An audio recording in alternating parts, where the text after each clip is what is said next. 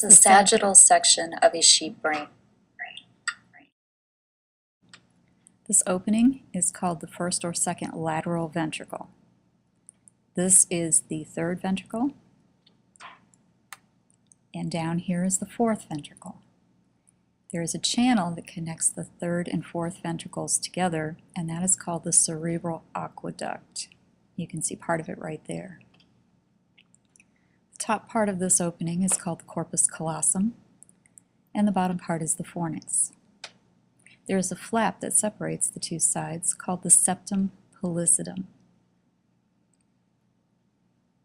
This entire region is called the thalamus, and the round part is called the massa intermedia of the thalamus.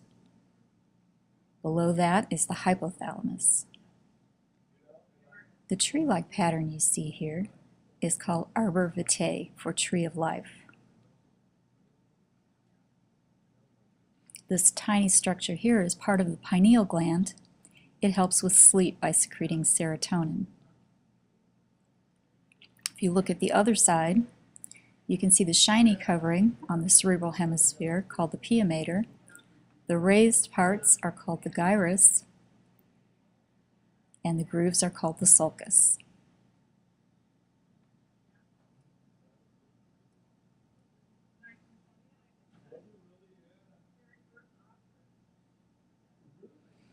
On the sheep brain itself,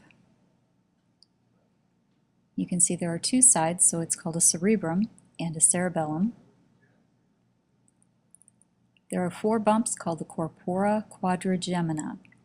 The top two bumps are called the superior colliculus, and the bottom two are the inferior colliculus. Up above that, deep in, you can also get a glimpse of the pineal gland.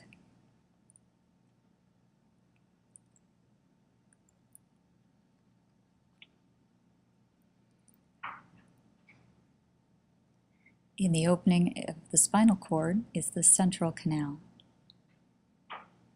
This is the pituitary gland, optic nerve, optic chiasma, and going back from the chiasma is the optic tract. If you look under the pituitary gland, you'll see a region called the cerebral peduncle, or midbrain.